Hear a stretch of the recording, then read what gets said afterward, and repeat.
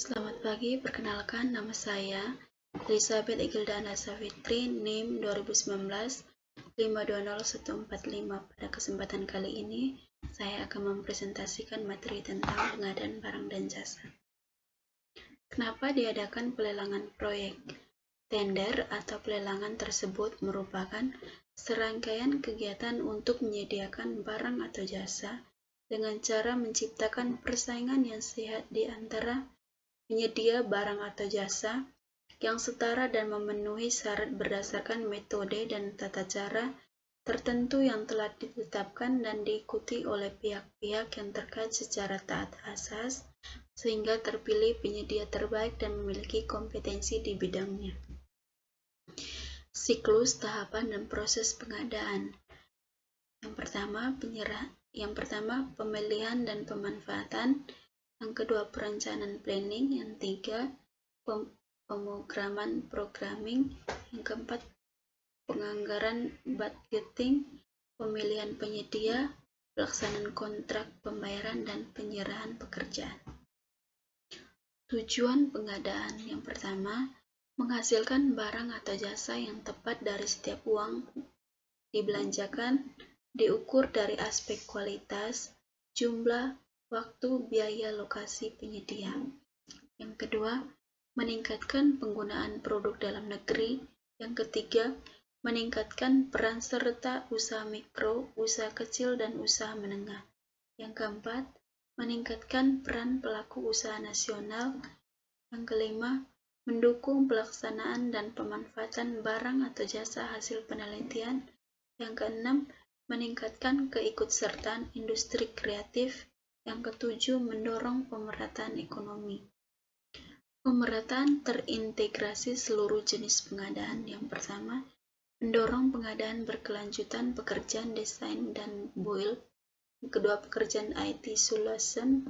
Yang ketiga, pekerjaan EPC. Dan keempat, pekerjaan pembangunan, pengoperasian, dan pemeliharaan. Perencanaan pengadaan. Sumber dana APBN.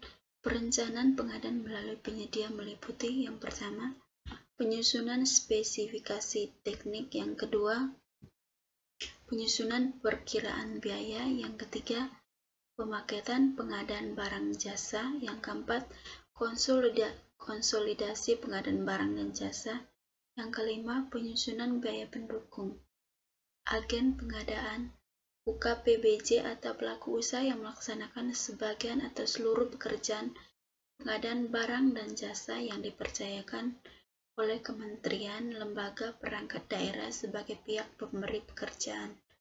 Konsolidasi pengadaan dilaksanakan oleh PA, KPA, PPK, dan UKPBJ. Swakelola, repeat order, reserve auction.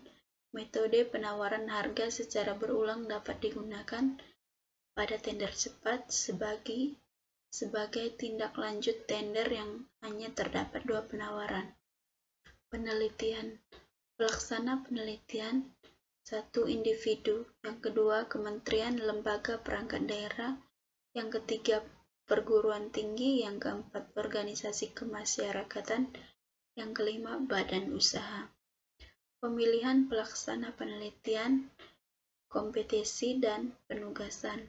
Marketplace, pengadaan barang dan jasa adalah pasar elektronik yang disediakan untuk memenuhi kebutuhan barang dan jasa pemerintah.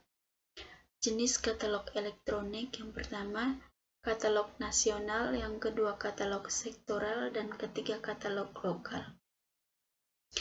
Layanan penyelesaian sengketa. Penyelesaian sengketa kontrak antara PPK dan penyedia dalam pelaksanaan kontrak dapat dilakukan melalui layanan penyelesaian sengketa kontrak, arbitrase, atau penyelesaian melalui pengadilan. LKPP, penyelenggaraan layanan penyelesaian sengketa kontrak. Perubahan istilah dari Perpres nomor 54 tahun 2010 ke Perpres nomor 16 tahun 2018. Perubahan definisi. Perpres nomor 16 tahun 2018, layanan pengelolaan teknologi informasi untuk memfasilitasi pelaksanaan pengadaan barang atau jasa dengan cara menunjuk langsung penyedia barang dan jasa. Perpres nomor 16 tahun 2018 metode pemilihan untuk mendapatkan penyedia barang atau pekerjaan konstruksi, jasa konsultasi, atau jasa lainnya dalam keadaan tertentu. Pengaturan persyaratan penyedia. Persyaratan penyedia dirumuskan secara sederhana. Tanggung jawab penyedia: 1. Pelaksanaan kontrak. 2. Kualitas barang dan jasa. 3. Ketepatan perhitungan jumlah. Penyebutan merek untuk A. Suku cadang, B. Barang dan jasa pada tender cepat, dan C. Kewajiban penggunaan produk dalam negeri, dan D. Harga perkiraan sendiri. Paparan Perpres nomor 12 tahun 2021 tentang perubahan atas Perpres nomor 16 tahun 2018 tentang pengadaan barang atau jasa pemerintah. Agenda paparan Undang-Undang nomor 11 tahun 2021 tentang Cipta Kerja. Jumlah barang dan jasa pemerintah tahun 2021 52,1% dari APBN 1.214,1 triliun. Peningkatan ekosistem investasi, ketenagakerjaan, kemudahan perlindungan serta pemberdayaan koperasi, kemudahan berusaha, dan menyediakan lapangan kerja seluas-luasnya, memudahkan masyarakat khususnya mikro kecil untuk membuka usaha, dan mendukung upaya pencegahan dan pemberantasan korupsi. Sanksi pelayanan hukum, sanksi administratif, dan penyelesaian sengketa. Pasal 78 Sanksi Administratif Ayat 2, pemenang pemilihan mengundurkan diri dengan alasan yang tidak dapat diterima.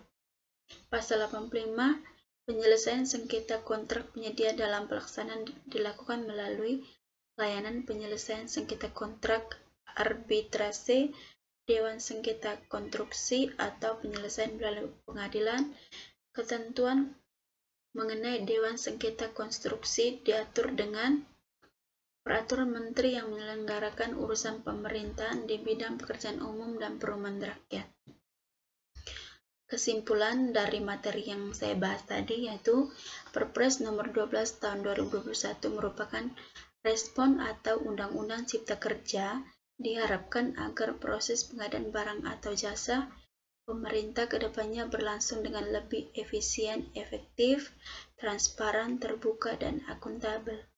Saran, APIP harus memastikan bahwa para pelaku pengadaan barang atau jasa pemerintah yang berada dalam ruang lingkup pengawasan melaksanakan tugas dan fungsi secara profesional dan beretika sesuai dengan Perpres nomor 12 tahun 2021 dan pengembangan